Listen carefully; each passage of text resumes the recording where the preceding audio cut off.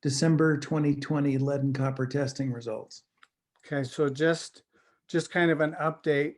So we had our results for December, and we had 20 homes that we sampled. If you remember, we're on an accelerated testing schedule. So instead of testing once every 3 years, we're testing once every 6 months. Okay. We're also, instead of 10 homes, we're now testing 20 homes Okay. every 6 months. And so we had our results come back for December.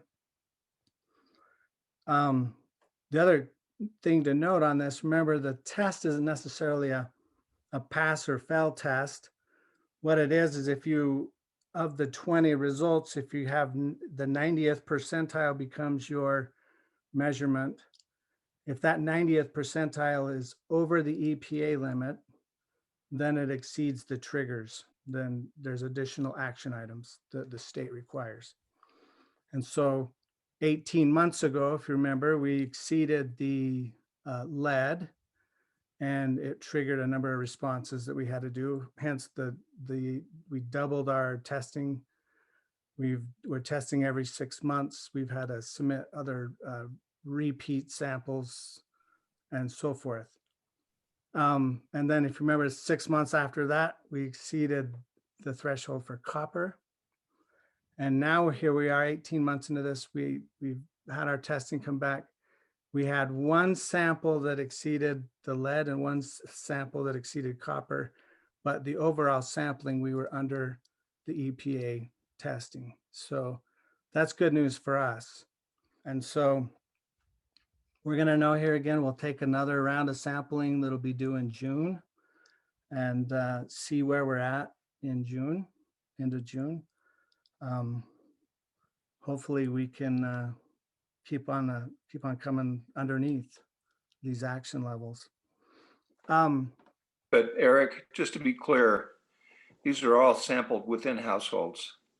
There's nothing in the source for the district that exceeds any limits. Is that correct?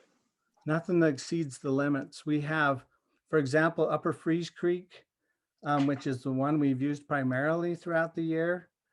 It has non-detect for lead and non-detect for copper.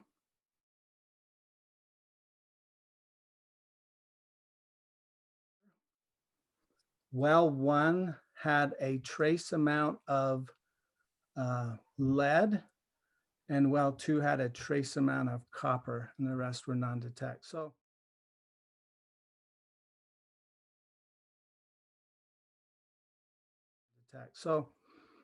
we've also done samples throughout the water system. They've all came under the EPA levels.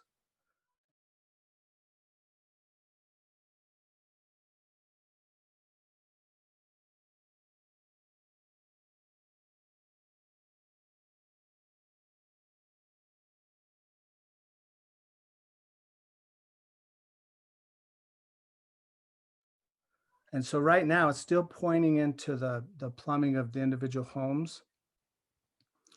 But it's still undetermined what's actually causing it. And I want to give you an example.